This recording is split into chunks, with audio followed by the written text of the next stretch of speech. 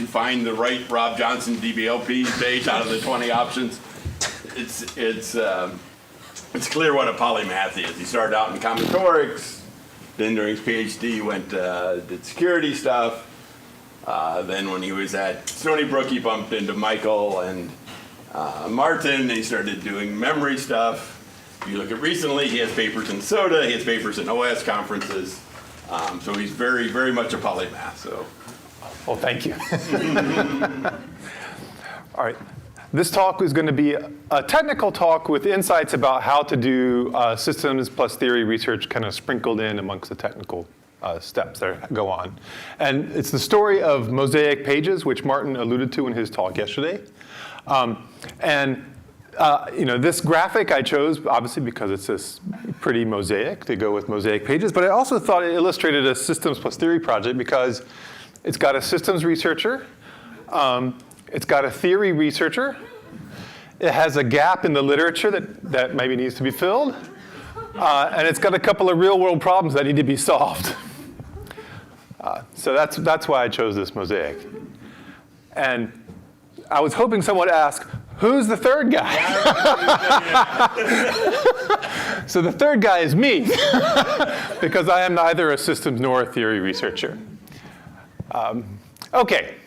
All right, and the high-level message I wanted, sort of the theme that I wanted to kind of advocate for in the talk is that the way to do this really successfully is to have the theory and the systems people in the project from the very beginning to the very end, all the way from the initial formulation of the project all the way through to experiments and evaluation, empirical evaluation. And so that's kind of a high-level thing, but like some concrete steps toward that are, at the beginning of the project, there's going to be lots and lots of teaching. Lots and lots of just teaching each other, and just take the time and enjoy that. And then you want to involve the systems people when you're developing the theory to make sure that what you're developing actually makes sense, because there's going to be lots of things that aren't covered by the models that you build. And you want to make sure that all those things that are left out of your model aren't totally neglected. They might just be kind of in the back of your mind. Then when you actually go and take the theory and translate it back to practice, the theoreticians can be really valuable in doing that too. I'll show you a couple of examples of that.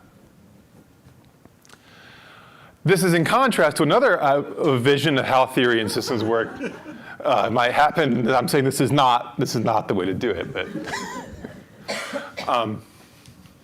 and OK, so now about the Mosaic project itself. It starts off with this very concrete systems problem, which is called address translation or address translation overheads.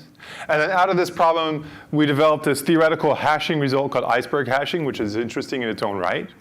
But then we applied that to build mosaic pages, which solves the original problem. So this is kind of a theory thing, but also there's an implementation of this as a hash table that's interesting. This is systems, but then these things also inspired further theory on like how to do tiny pointers to get better succinct data structures, how to build caches that have low associativity, things like that. So that's more theory. So it really was this nice project that went back and forth.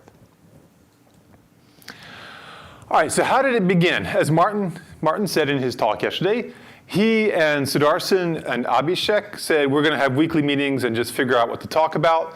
And so Martin, I kind of imagine, I wasn't there, I imagine Martin was in the room saying, you got any interesting problems that we can work on? And maybe Abhishek said, he's dressed like the CEO. This, can you see the pattern in the coat? Okay, this is not a nothing jacket that Martin is wearing. Or maybe they're all dressed like the CEO. Okay, so then. So Abhishek was like, well, there is this annoying thing with TLBs, like, this sort of that's funny kind of moment rather than eureka moment. So here thus began the teaching phase. Oh, by the way, so some of the images in this talk are AI generated. If you want to guess which ones are, feel free to jump in at any moment. All right, so I'm going to give you all the technical background. I'm going to kind of replicate the teaching phase of this project for you guys and give the technical background, what this problem is and where it comes from. And this is going to be a very theory sort of oriented presentation of the problem. And so I'll start with the disk access machine model, which is sort of this classic model from the 80s for analyzing the I/O cost of an algorithm or data structure. And in this model, there's a RAM and a disk. And there's data that starts out on the disk, say. I'm going to call it pages, although it's also sometimes called blocks. And the RAM has places where you can put a page of data, which I will call frames. That's actually like sort of the system's name for these slots. And in order to operate on a piece of data, you have to move it from the disk into the RAM. And from an algorithmic point of view, the goal is to minimize the number of IOs. Okay, classic model. Very, very useful model, even though it's incredibly simple. It's so surprisingly good at predicting which data structures will be more performant than the other, even when it doesn't necessarily predict exactly how performant they will be. But a weird thing here is that in many versions of this, like for example in the ideal cache model, the application that's running doesn't choose where a page goes into memory. It just gets handled by the paging algorithm. Paging algorithm picks a frame and puts the page there. And so this kind of leads to the question of, how does the application refer to that page of data when it doesn't even really know where it is in memory? Or at least it didn't get to choose it.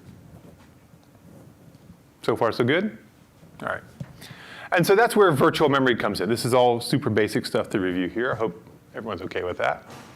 So virtual memory solves this problem among many others. And in a virtual memory system, we're ignoring the disk now. We just have the problem of how do we access a page once it's in memory. And so what happens is applications access page through some virtual page number, X, which is abstracted from the physical location. And the CPU maintains a table mapping virtual pages to physical locations. And that table actually lives in RAM. And so don't worry about, you might be like, wait a minute, is there some recursion of how you reference the table? Just don't worry about it. And so the CPU on the fly does a lookup into this page table to get the physical frame for that page, and then it accesses the page and finally gets the result. So that's the abstract thing. I'm just showing this logically as a table. It might be some more complex data structure like a radix tree or something like that, but that won't really matter for the purpose of this talk. Okay, so every memory access, the problem here is every memory access becomes 2 memory accesses, and that's really slow. And in fact, if this thing is a radix tree, it might actually be like several memory accesses. So that's where this thing, translation look-aside buffers, come in. And a translation look-aside buffer is nothing more than a small cache of recently used translations out of the page table that lives in a little hardware, a piece of hardware that's inside the CPU. And so now the hope is that if that cache has a high hit rate, then when the application accesses a virtual page, we just know right away the physical frame and we can go get it. And yay, most of our accesses now avoid the page table lookup. Or do they? So the problem that, that Abhishek and Sudarshan were talking about with Martin is this long-term trend.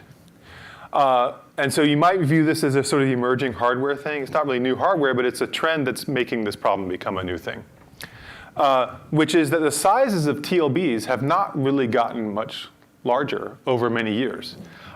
So in 2010, Intel introduced this Nehalem architecture, and it had a 512 entry TLB.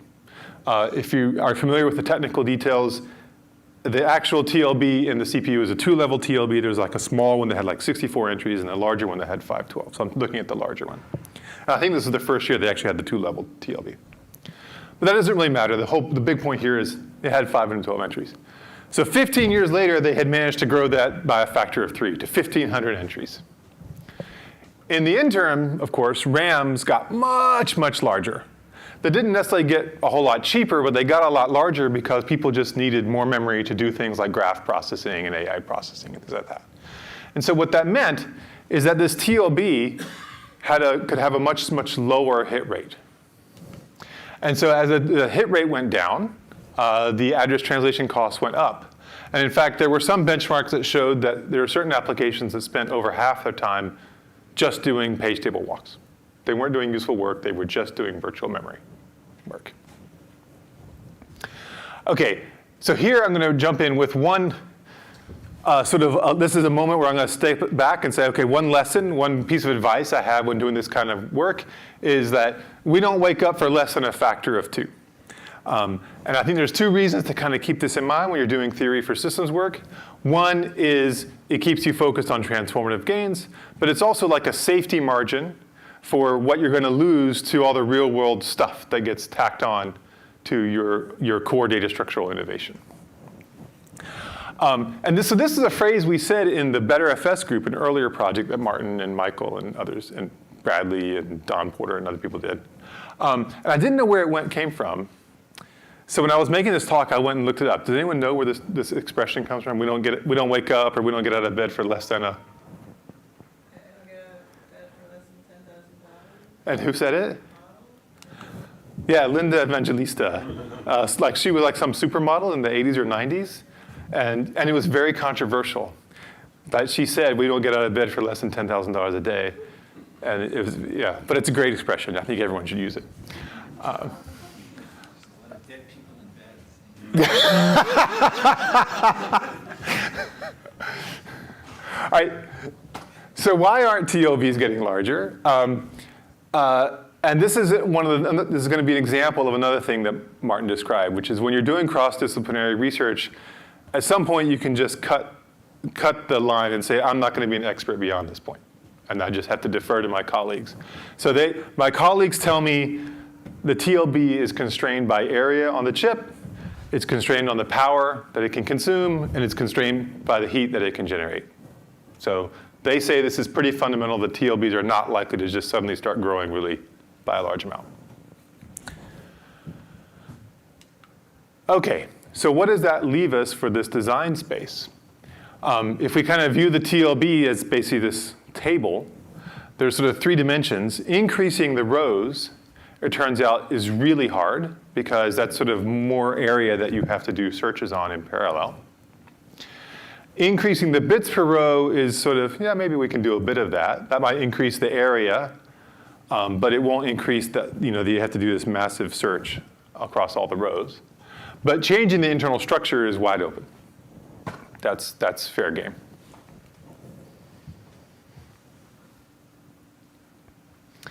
All right. Let me tell you about the current solution to this translation or this address translation problem. And it is what's called just generally huge pages. This is implemented in Intel CPUs, and there's research variants of this as well that go even further. But they all basically have the same idea, which is rather than having an entry in the TLB translate a 4 kilobytes of virtual address space to 4 kilobytes of physical space, have them translate more, 2 megabytes or a gigabyte, or possibly even some sort of range, like, okay, from here to here. And so now, this one entry can translate this entire range of addresses, for example.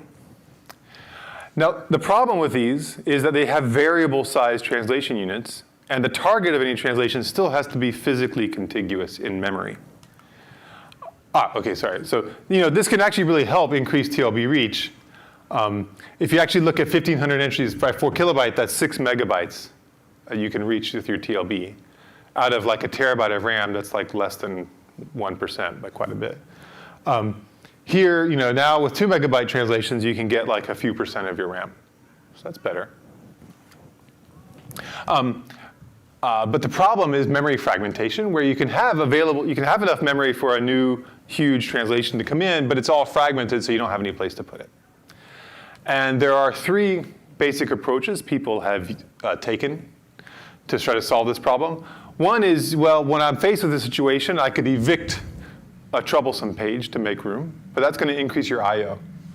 And increasing your I/O can quickly dominate any of the gains you got from increasing your TLB hit rate. You could try to defrag your memory, move things around to make space. But again, that's going to use a bunch of CPU, and that can wash out the gains you might be making from the TLB hit rate. Yes? Very dumb question. So that you have this bigger rectangle down there? Yeah. It's bigger than like you're making the blocks bigger, or your address is just telling you it's within this range of blocks, and I'm not telling you which one it is? It's linearly mapped within this range. Okay. Does that answer your question? Yes. All right, okay. All right, sorry if that wasn't clear, but thank you. The third solution is to just ignore the problem. And what happens in practice is then your memory ends up being so fragmented that you can't get any huge pages at all, and so you're really just back to using 4K translations. And so you don't solve the problem. You don't solve the original TLB hit rate problem.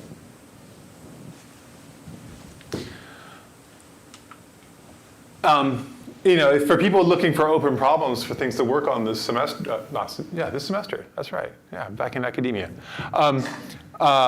There may be some hope to solve this problem with fancy allocation algorithms. So Martin and Michael and Bill Kuzmal and others have done some work on this. You could go talk to them if you're looking for something.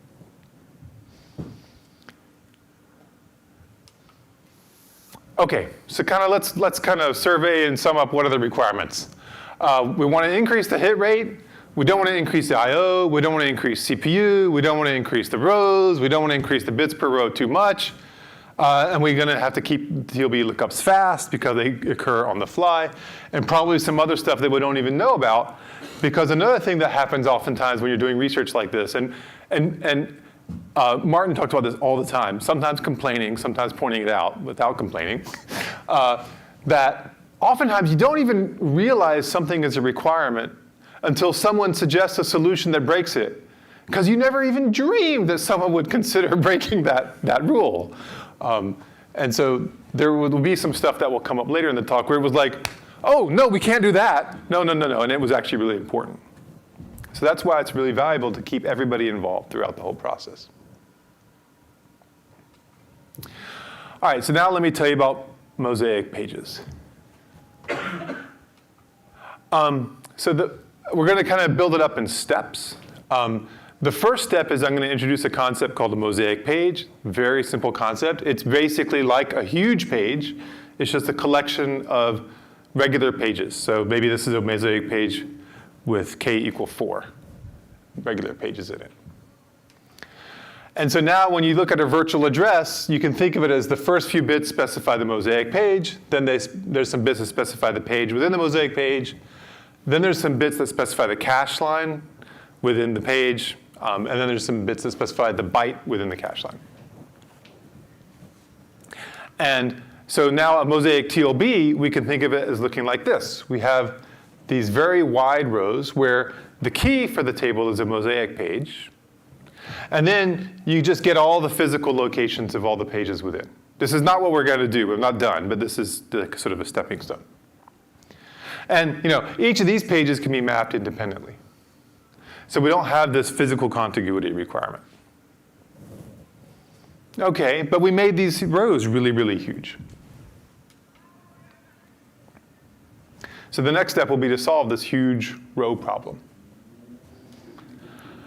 And the basic idea is we're just going to compress these physical addresses. So we're just going to magically, I declare them to be smaller. And so now we're not going to increase the bits per row by much, but the question becomes, how am I going to compress these physical addresses?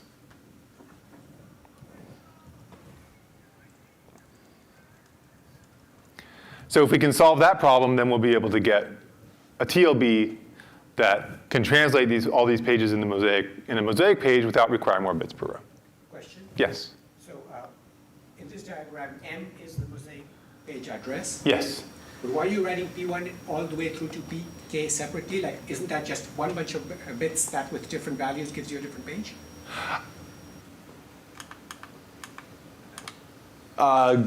Good. So let's go back to here. So the idea is that each of these pages can be just mapped independently.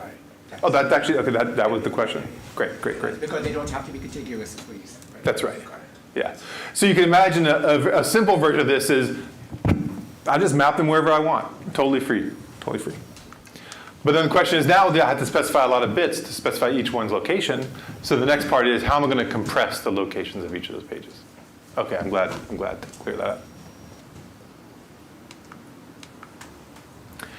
And the idea for solving that is we're basically going to reduce the associativity of RAM as a cache for the pages on disk, or of the cache of the virtual addresses. So in sort of today's systems, any virtual page can be mapped to any physical page. And so when you want to specify the location of a physical page, you just have to write down all the bits of its physical address. But if I restrict each virtual page to be, there's only alpha options where it can go, then I only have to write down log alpha bits. So that's going to be the trick. So here's sort of an example or a cartoon version of what we're going to do. you can imagine we're going to organize RAM into like a big table. And I'm going to call each row a bucket. And a page is going to get mapped to some bucket, maybe by a hash function of its virtual address. And it has to go somewhere in this bucket, but it can go anywhere into any slot in that bucket. And now all I have to write down is which slot did I choose. So if there's alpha slots, then I only have to write down log alpha bits. So here I can put that page there. The obvious thing that comes up is you can have what are called associativity conflicts, where you have room in your memory, but you're trying to put a page into a bucket, but there's no space available in the bucket, so you've got to do a page eviction to kick them out of that bucket and make room for the incoming page. But I said, now I said, wait a minute, I don't want to increase I/O, because it's really important to not increase I/O, because that'll wash out the benefits of the TLB increased hit rate. So that's a problem we're going to have to solve. Very simple idea so far, right? Okay. And as you can see, there's sort of this analogy. Yeah? So you also have to store the hash function, right, somewhere. Some bits for that. That's right. So maybe there's a register somewhere in the CPU that's initialized at boot time or something like that for the hash function C. Yeah. That is honestly not something I've thought very much about, but it would be important to do that really well.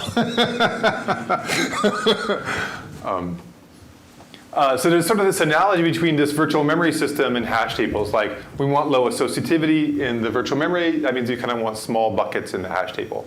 We want low I/O. That means we want to be able to really fill up the hash table before we run out of space and have to evict something to make room. And we don't want to spend any time doing defragmentation. And so what that means is we want stability in the hash table. So if you're familiar with some hash tables like Robinhood hashing, when you insert a new item, you have to move around some of the old items sometimes. But we don't want to have to do that in this system, because that would be overhead that we want to avoid. It also turns out this is one of those secret requirements that popped up in the development, that the systems people were like, oh my God, if you go start moving pages around, I have to start doing TLB shoot down messages and inter-process communication and yada, yada, yada, which I don't fully understand, to let every CPU know that that page moved around. Super duper expensive operations. So they were like, no, moving a page is not just the cost of copying the bytes. There's a bunch of other overhead to doing that, so you really, really don't want to do that. So that was like one of these valuable things that we discovered by having the systems people in the development of the theory. Okay, so this is just summarizing that. Like, your modeling isn't going to capture all the requirements of the system all the time, so it's helpful to have the systems people on board for that. Does anyone know who this guy is? I put this guy in here. This is actually for Martin. This is Ignatius J. Riley from a confederacy of dunces, and he was a know-it-all. And I felt sheepish about putting slides where I was telling you what to do. I was like, oh God, I can't tell these people what to do. So this is like a level of indirection between me and pontification. So where is the image from? I mean, it's not been made into a movie or anything, so. I think this guy was actually acting in a play, and there were the photographs of the play. Yeah.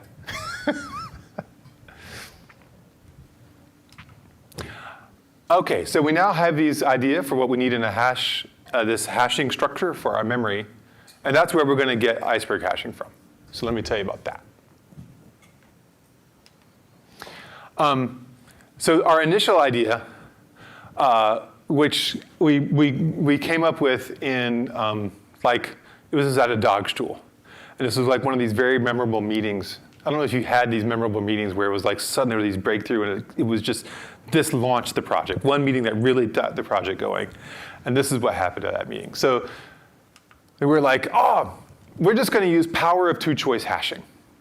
And in power of two-choice hashing, what you do is you hash every item to two locations, and you put it in the emptier location. So in this case, it hashes those two spots. I put it there.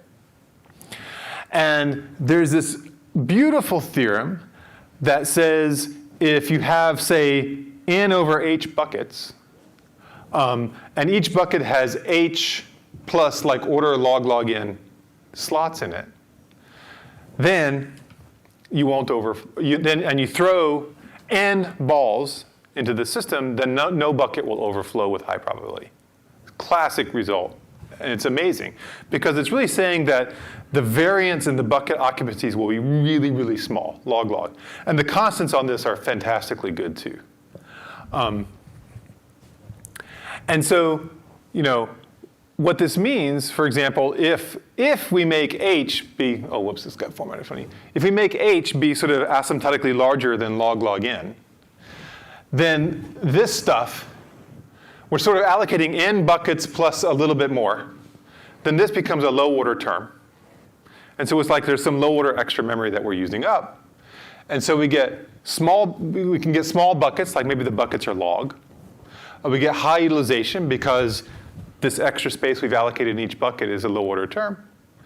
And I didn't mention ever moving anything around. That's just not part of the algorithm, so we get stability.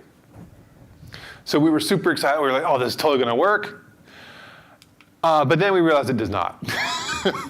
So this theorem, the problem is that theorem was if you take n balls and you throw them into this n over h buckets. But in a virtual memory system or a hash table, you're not just inserting items. You're going to remove them. And if we page them out and then page them back in, you're going to reinsert them. And it turns out that reinsertion of an item, when you reinsert it, it chooses the same two buckets it chose last time. And this just messes everything up. And so this theorem, it turns out, breaks down unless h is constant.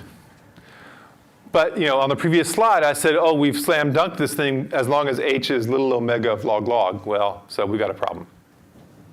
So the proof breaks down, or the actual performance of the power of two choices breaks down? Bill has lower bounds. I think Bill has some counterexamples that actually show that it breaks down. They're weird counterexamples. It's not clear they generalize to, it's like if you his counterexamples are like, if you have 4 buckets, it can go bad. He does not. It's plausible for all practical purposes it won't break down or something. In fact, in meetings, Bill has been, I think we should probably just do the power of two choices.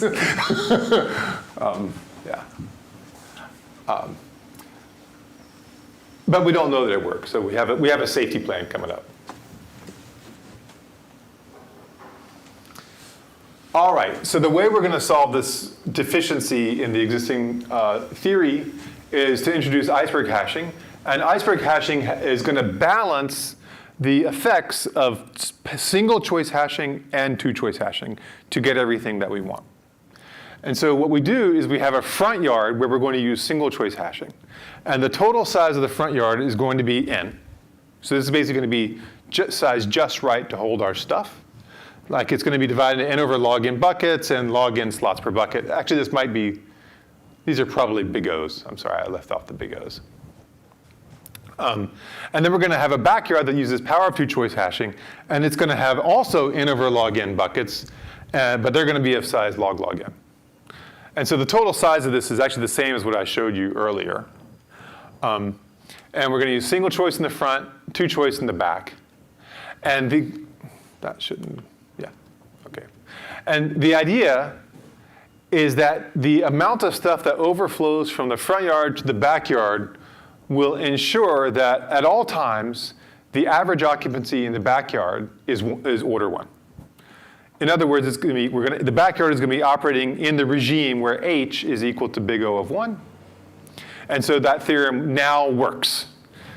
And this happens even as you're going deletes and reinsertions and everything to the front yard and the backyard. So what that means is we never get an overflow with high probability. And the other nice thing is, notice, the algorithm doesn't require us to move things from the backyard to the front yard or rebalance from the backyard to to do anything like that. We don't have to move pages around. Okay, so this is iceberg hashing. This is how we're going to be able to manage memory so that we can get high utilization and stability and low I/O. So just to point out, the total space is going to be n times 1 plus little o of 1. And so I'm going to call this lambda the space overhead. How much, sort of the factor by which we're increasing the memory to accomplish this. And notice the associativity is still basically order log n. So you have log n slots over here where you might go, And then you have 2 log n, so it's just order log n. So when you talk to these system people and you say log n, you have 1,500 actual space. What do they say and how does it translate well? That's a really good question. I have imagined that what they think of is log n is equal to 64 for all practical purposes. So it's just going to be, that means I need 64 bits, and log n means 6. Or about a byte. And the constants are not 1,000 or they're... Oh, in these theorems, the constants are very good. Okay. Yeah, that's important.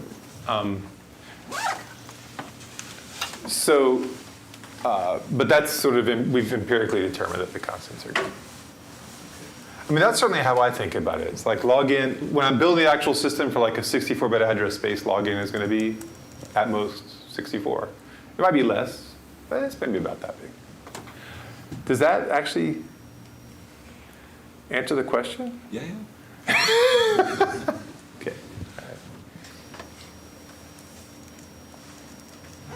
Well, I wrote this talk for a theory audience. Okay. So we got all our objectives. So back to Mosaic pages.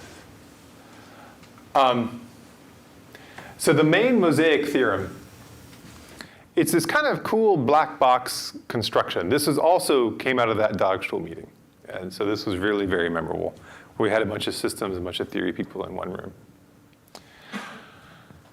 And the idea is, suppose you have a hash table with associativity H and memory overhead lambda.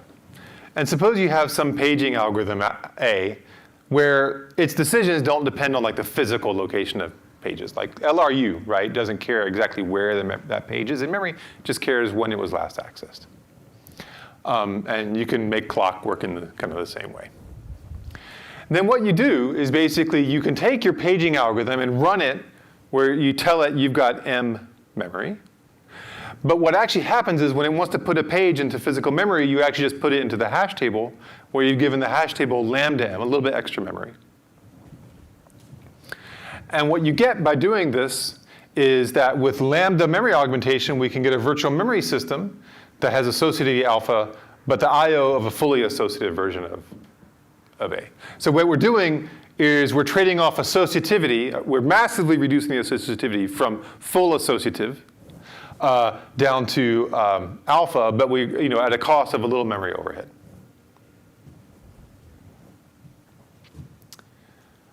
That's the main Mosaic theorem. When we plug in iceberg, what that means is we get 1 plus little o of 1 memory augmentation factor. We get log n associative, maybe order log n, sorry. And we don't have any increase in I/O. So this was a big thing we wanted to avoid. We also don't have any real increase in CPU either. And so what this means is now these columns have log n bits instead of log bits. And so for example, in practice, maybe to kind of get to your point, the physical frame numbers in a current x86 CPUs are 36 bits, and in our simulation implementation of Mosaic, we got them down to 7 bits. So to also extend this, what does it mean with high probability in this case, and what do you do if the high probability does not follow? Okay, good. So, well, what you do when it fails is you just do I/O.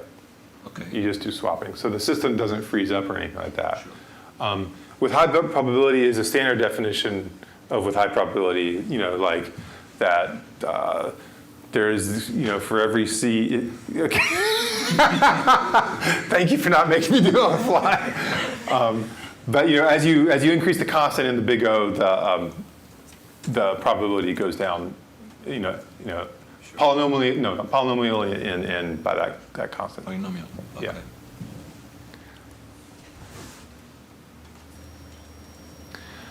Okay, so now that's how we're going to compress these columns. And so what that means, for example, is we could fit, here we could fit like 5 pages in a Mosaic page without increasing the row at all. Maybe if we wanted to go to like 16, it's like a moderate increase in the row size, but maybe that's tolerable.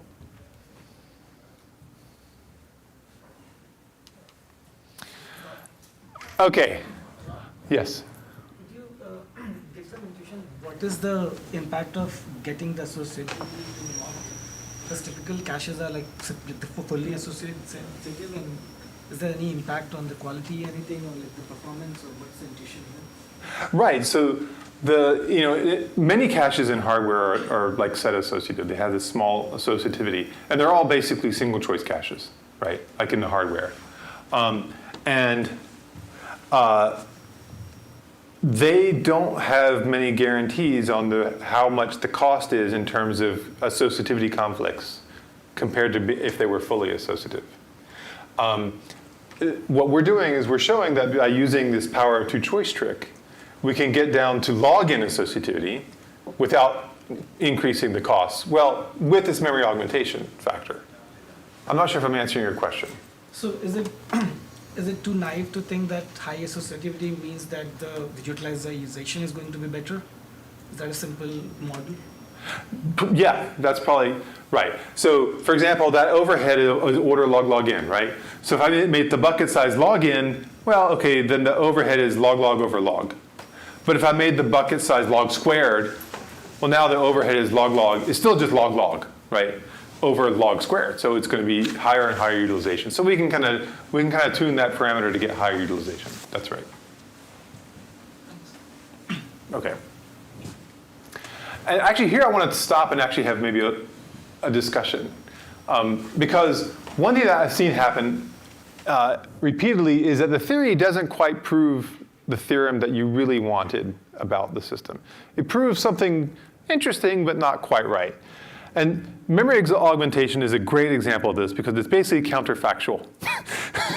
It's sort of saying, well, if you had more memory, then right?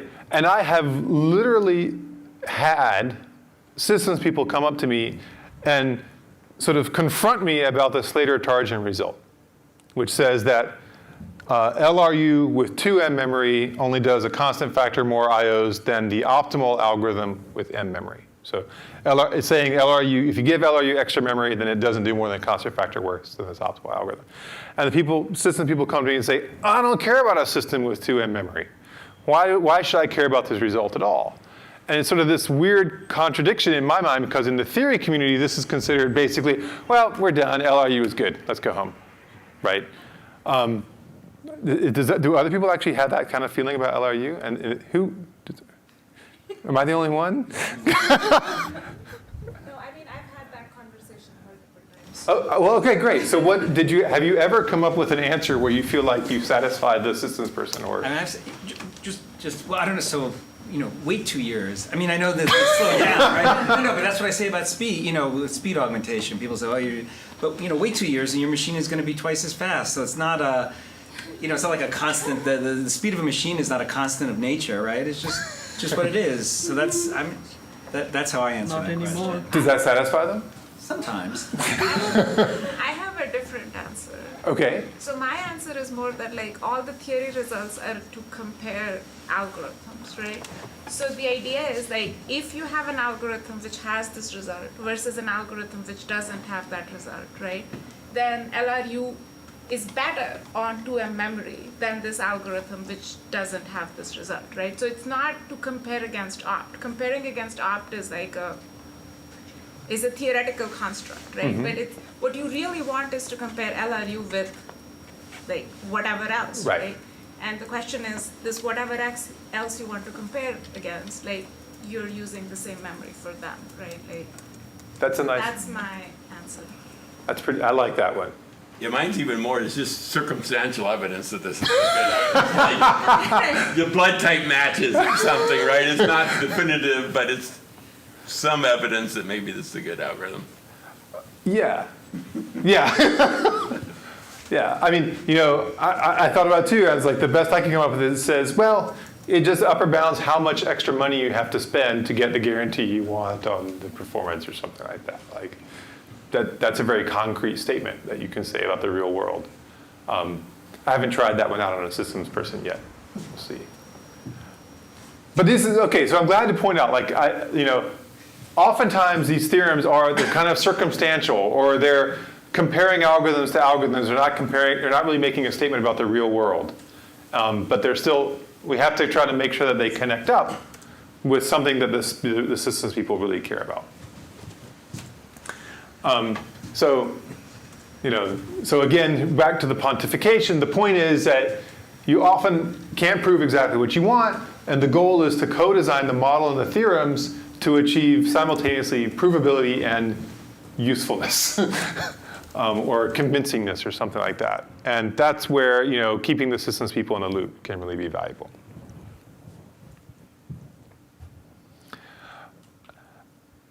It turns out that in Mosaic, there's actually some really concrete reasons. Again, this is involvement of the systems people and the beginnings of translation of the theory back into practice, where what we can do is we can play some games to make this memory augmentation far less of a factor than you might originally think.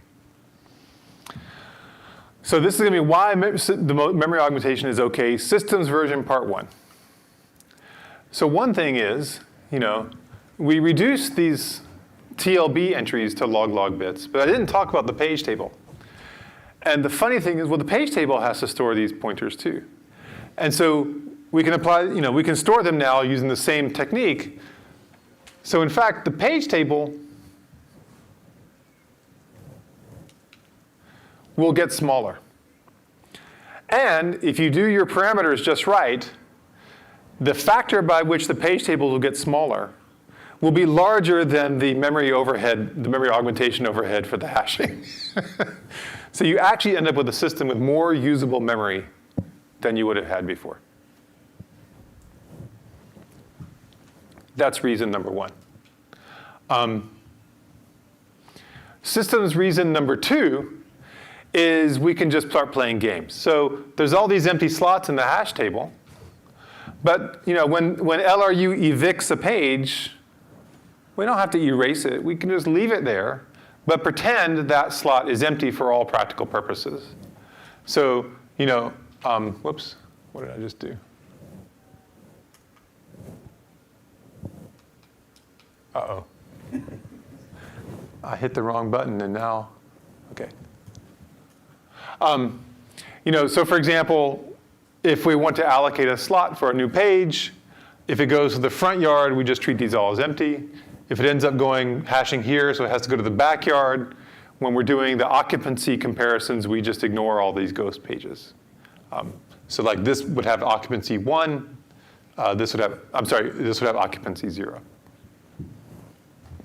But one theory question that comes up when you do this trick is when we resurrect a page, do we have to rethrow the page? So for, in the balls and bins, kind of throwing balls and bins analogy, like if we want to resurrect this page, let's suppose it originally hashed to the front yard here, but at that time, the front yard was full, so it moved to the backyard. But now, when we're resurrecting it, there's room up here. Do we have to move it or not? I'm curious, you theory people out there, what do you think? Yes. Do you think breaking this rule is likely to actually cause problems? Well, in theory, I think you can construct sequences where it will cause a problem, I think. But in practice, maybe not. I don't know. I think we all said this is probably a rule you don't want to break. Yeah. This looks pretty sketchy to break this rule. It looks extremely sketchy. Yes. So that was what we went with. I think we had some experiments, which I don't have the results from, which showed that it did cause weird behaviors if you didn't do the rethrowing.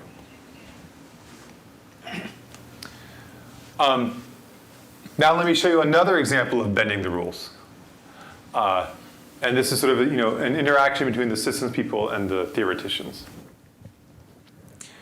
So this is a new paging algorithm called Horizon LRU. And the point of Horizon LRU is it's going to be simple and local and very scalable, where if you've ever implemented LRU, then you know there's this contention point on the tail or on the head of the LRU list. Every time you access a page, you need to move something to the head. So it's a real problem. So I'm going to first describe something that I call silly, greedy LRU on this system. And basically, silly, greedy LRU, Horizon LRU is going to be an efficient implementation of this algorithm, but I'm just going to describe a dumb algorithm first, because it's going to be very clear how it works. So this algorithm is, whenever you need to get to free a page in a particular bucket, you just free the least recently used page in the entire system. And you just keep doing that until you get lucky and you happen to free a page that's in one of the buckets you can use. So suppose this page arrives and it hashes there and there. Well, they're all full. So, all right, I gotta start evicting stuff. So I picked the oldest page in the whole system and I evict it. All right, I evicted that page. Well, I didn't do me any good. Keep going. Evict that page. No good yet. All right, evict that page. Finally, we evicted something into one of our buckets that we can use, so we can allocate the page there. So I hope the reason I call it silly, greedy LRU is now clear from the algorithm. So Horizon LRU is simply an efficient implementation of this algorithm. So what we do is we attach a timestamp for the last access to each page. So we just record, if you may remember from the example I just went through, that was the first page we evicted, so that's going to have the smallest timestamp. That was the second we evicted, so that'll have a timestamp a little bit more recent. That was the third one. But everybody's got a timestamp. And I'm also going to keep a global horizon. And everybody whose timestamp is older than or equal to this is evicted. So when a page comes in and I need to allocate a slot for it, I just look at all the timestamps, pick the oldest timestamp amongst all the options that it can map to. In this case, that's 3.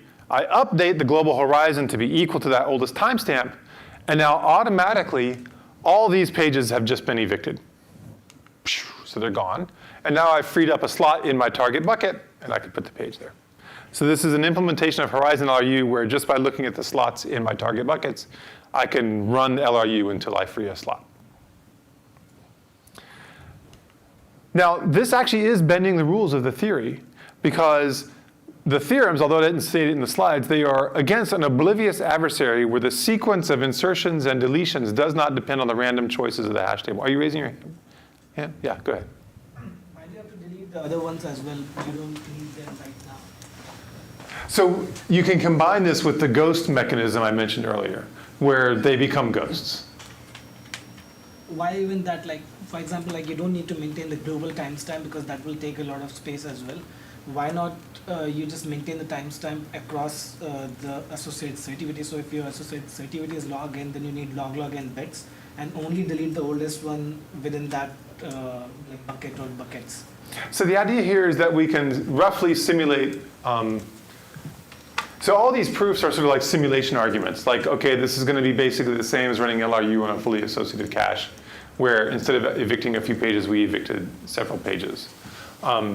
Like the cache got a little bit smaller, which we know analyses of that from cache adaptive work. If we don't do that, then we don't have guarantee. You just can't make the simulation argument go. So this is very much driven by sort of mimicking the simulation argument that we had when we just ran LRU or whatever on top of a hash table, like I did a few slides back. But you're right. Actually, we're not going to have actually a theoretical result to support this. Does that answer your question? Yeah, a quick follow-up. So like, so on the GPU side, like doing the full synchronization and assigning like global timestamp and selecting all the threads to go and delete is really costly. And so we implemented this on GPU where we just deleted the oldest one from that bucket. Again, we just did like the simulation. And I want to check if you have any proofs already that if we just do it on the associativity of that bucket, will it fail LRU really bad, or will it still be order like optimal or something? So we don't have proofs. Yeah. I just want to make sure I heard your answer right. Your answer was if you do it the way that you proposed, you had this heuristic back of the envelope way to thinking about it that you think would mean it would do well because of the simulation argument. Yes. Okay. Like it's very close to the algorithms that we had where you just were running LRU on top of the hash table, for example. So it's a circumstantial evidence kind of argument. Very much so, yeah. But this does break the, oh yeah, go ahead. This is more a question on the system side, but like, Yeah. so what do you mean by like consider 1 and 2 evicted? Like when do you actually, because when you evict a page, you actually have to write it out to disk, right?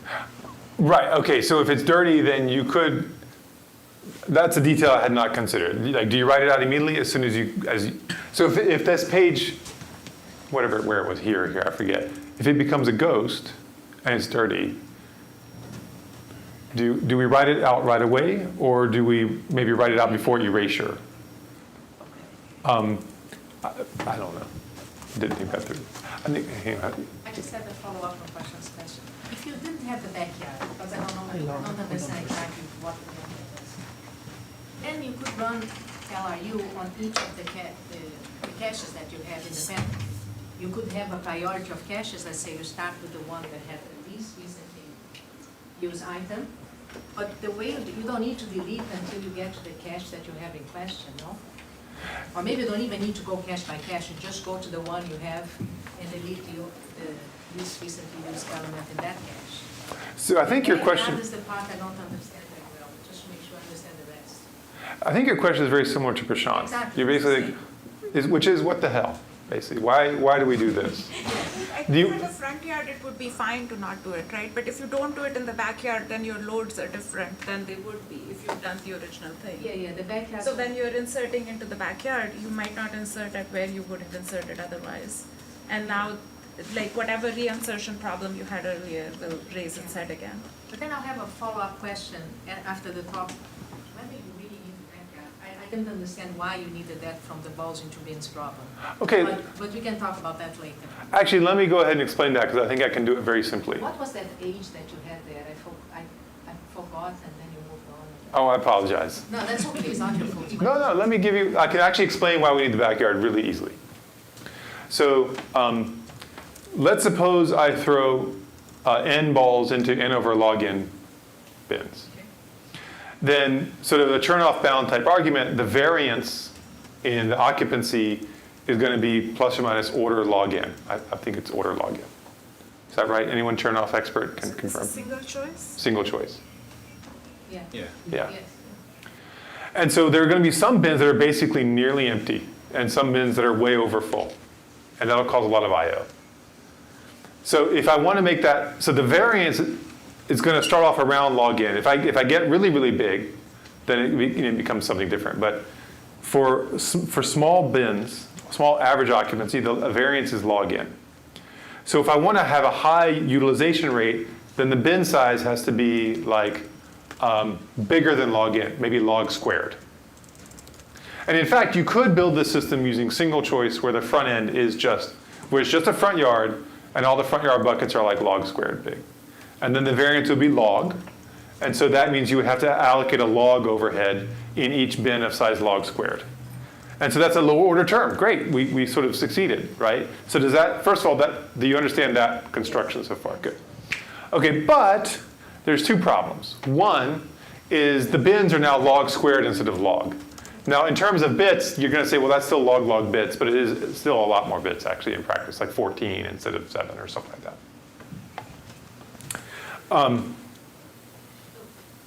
You want me to ask my specific question without you having to do the whole thing? Because I can, or you can do the whole thing so that people understand. I would just to complete what we get by having the backyard is we get front yard bins that are only log big instead of like little omega of log. And then these backyard bins are not very big either. When you use the two choices, your maximum load is going to be log n, the height of the build. Yeah. And then, but then you said because of deletions, you couldn't really maintain the log n, and that's the part that I'm not sure I understand. And there was an age there that you said had to be constant. But with all this setup, I didn't understand exactly what that age was. Okay, great. Because balls and bins with deletion should sustain log n with two choices. No, So with the that's- insertions, it's not, right? So I They also have reinsertions. We have reinsertions, that's the problem. Reinsertions breaks the balls into bins. Because You you have replace the- reinsertions. yeah. So- Because once you delete a page, it might come back and it has to go Okay, to and you those can't two choose bins. a new. You can't Exactly. choose a new bins, you have to go to those two, right? Like you only have two hash functions. Yes. So reinsertions are like a mess for power of two choices. Okay. So So that answers my question. That's what I was trying to. I mean, so you could view this as a task of we were engineering around the theorems that we had. And one theorem we had was that this power of two choices works and gives us the log variance bound, even with reinsertions, but only if the average occupancy in this table is 1 per bucket. Very low. Is order one, yeah. Is order 1 per bucket. And so the trick here is that this front yard absorbs almost everything so that we maintain the requirement that we need of constant load per bucket in this backyard. And there's a whole proof that I did not go through about how that works. I just totally skipped that part. But that's hopefully to answer your question of what is the backyard doing for us? No, That's those what, are being searched as appendix. yes, yes. Just to add in the Sigma 2023 paper, we also have a proof with deletions, how this thing will be handled. Yeah, it works with deletions and reinsertions and everything. Reinsertions. Yeah. Yeah. The Sigma 2023 paper, yeah. Yeah. Thank you guys for helping answer that question. So the reason I wanted to tell this story was because we just had an example a minute ago where, we looked at, do we have to rethrow the balls, and the theoreticians all voted yes. And here is a system where what actually happens here is that the theorems about iceberg and mosaic are against an oblivious adversary, where the sequence of insertions and deletions do not depend on the random bits. But what happens here is that the sequence of insertions and deletions now depend on the random bits, because the number of pages that I have to evict to make a slot available in my buckets that I'm allowed to use is going to depend on where the different pages landed. So it's violating this obliviousness assumption. But I want to ask, who here as a theoretician is like, yeah, that's probably fine? Yeah. In theory, you think it's probably fine? I'm not sure. No, I don't think in theory it's In fine. theory, it's probably not fine. In theory, it's probably not fine. So against an adaptive adversary, this is all going to break. Right? That's right. Probably.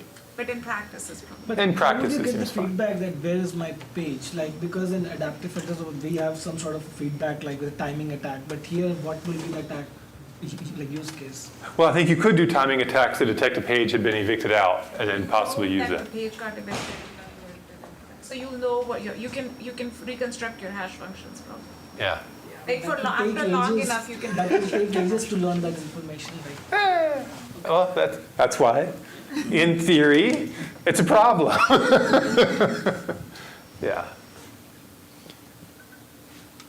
Okay, so this is the point, is in so many cases I've seen where when you're adapting the whiteboard or the blackboard algorithm or data structure to practice, there's all kinds of places where the practitioners are like, gosh, I really wish I could change it a little bit here. And sometimes the answer is, no, God, no, don't change that. That's super important. And sometimes the answer is, yeah, sure, do what you want. And having the theoreticians around is super valuable for that process. Are we okay on time? Okay, 10 minutes. So now let me just show you the empirical results that we got from doing this. Okay, we built a TLB, we built this way of allocating memory. We want to check all these requirements. Do we increase the TLB hit rate? Do we avoid increasing I/O? I'm not going to evaluate CPU usage, just kind of take my word for it that doing the allocations and deallocations is not CPU intensive. We don't increase rows, we don't increase bits, we keep lookups fast, stuff like that. I don't know why that did that. All right, so what we did is we actually implemented a TLB, a mosaic TLB, in a hardware simulator called Gem5. And then we ran workloads on this simulated CPU, and we measured the TLB miss rate. And we actually implemented different versions of the mosaic TLB with this is mosaic 4, meaning 4 pages per mosaic page, 8, 16, 32, 64. And this is a standard TLB. And this is the number of TLB misses in millions on a Graph 500 benchmark. Graph 500 is some parallel graph processing benchmark. We configured it to have about a gigabyte of memory footprint and we ran the simulation for 16 billion instructions. So as you can see, you can have cases, there are workloads where it dramatically reduces the TLB miss rate. And as you increase the size of the mosaic page, it just gets better and better. So is the TLB size constant as you increase the size of the mosaic? I mean the bits per. No. This is technically a smaller TLB than this one. This, I guess, would be a little bit bigger in terms of the rows. No, we're not holding that constant. Yeah. That's a good point. So yeah, I'm wondering if what's the more, if I give you a fixed size TLB, would you make bigger mosaic page for smaller pages, or would you make better? Is it impacts like your associate, like all kinds of things, right? So what's the sweet spot? So that's a really good question. So I think your point is, would you rather have more rows or would you rather have like more width? Yeah. And unfortunately, it kind of depends on the application. So if the application is doing a bunch of random accesses, then having more width, these are all going to say, well, I can translate all the addresses in this contiguous range of your virtual address space. Right, so But you're that's going nice. random, right? But that's nice, right? Because you will get very good utilization in the hash table. You may as well increase the width, right? If it's random access, no? If it's random access, I think you actually want more rows because you need more independence in the choice of the virtual addresses that you're going to map. But if it's random, you're not going to get a good hit rate anyway, I guess, is maybe your point. Okay. Lastly. All right. Yeah, I'll talk about that offline. So this is graph 500. Here is the exact same thing for a B tree with 2.6 gigs of memory. The improvements are good, but not as dramatic. But this is pretty typical of the other benchmarks that we ran. All right, so we did a good job of reducing TLB hit miss rate. Now let's look at the I/O. The next experiment we did was completely independent. We're not using the hardware simulator anymore. We actually just modified the Linux kernel and ran it on a regular CPU. But what we're doing now is we're evaluating how costly is it to allocate memory using the mosaic restrictions. So this virtual page only is going to be allowed to be mapped to these pages here in memory, and if I can't have anything, if there's already all full, then I have to do an I/O. So do we actually increase I/O? The CPU we're running it on is just a regular CPU with a regular TLB, but we're not evaluating that TLB. We're just evaluating the virtual memory paging system. Do we increase the paging costs? And what we did is we ran the same graph 500 benchmark. We configured it to have a 4 gigabyte working set. But, I'm sorry, no, we configured it to have a slightly larger than 4 gigabyte working set, but we kept the memory available to it at 4 gigs. And so this is the ratio of the size of the working set to the 4 gigabytes of memory. So this one, is like about 6 gigs of memory. And then we measured how much swap was reduced or increased compared to the standard Linux paging system. So reduced by negative 100% is bad. That's increased by 100%. So this is the good area, this is the bad area. And so what we see is if the memory usage of the graph 500 is just over the 4 gigabyte limit, then we do see an increase in paging, but beyond that, we actually see a modest reduction in paging. And our best theory for why we reduced the paging cost is that LRU, which is kind of what they're doing in the kernel, has weird bad cases, and maybe just by kind of perturbing things a little bit, we avoid those bad cases. Here's the exact same evaluation, but for the B-tree code, and we see the same pattern. We saw pretty much this pattern across all the benchmarks we ran. So you just take my word on that. That's obvious from construction. That's obvious from construction. OK, what about this last thing? So there might appear to be a problem where we're going to make TLB lookup slow, and I'll explain why, because we haven't really thought about that carefully. So what happens is the application accesses a virtual address. What do? We use the mosaic page number to look up a row. We use the page to look up a column. We get an entry. What does that entry encode? Well, it tells us which hash function we use, which is also going to say front or backyard. And it's going to tell us the delta, which slot within that bucket did we use. And so that means after we do the lookup, we have to compute this hash function. And so it seems that we've put this hash function computation data dependently after we do the TLB lookup. And so is that going to increase the latency of doing the actual memory access? Well, the trick is that parallelism is cheap in hardware. So in fact, what we do is we just compute all the hash functions while we're doing the TLB lookup here. And so by the time we get this result, all these results are available. And so all we need to do is do a selection and an addition to get the actual frame number. And so we actually did a Verilog implementation of tabulation hashing. And we measured what's the max clock rate you could run it at. and what was the latency, and all these numbers are on the order of doing the TLB lookup themselves. We also measured how many gate equivalents of area it took up on the CPU per hash function, and it was about 2,000 gates, so that's a very small amount of CPU area. So it seems practical to implement this system.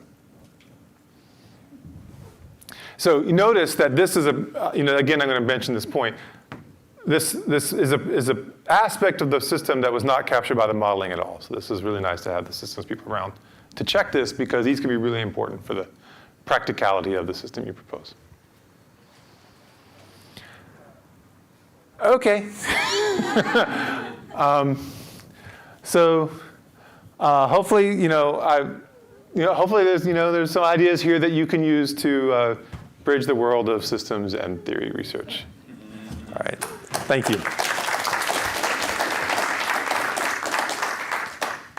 And thanks for the great questions. Any further questions?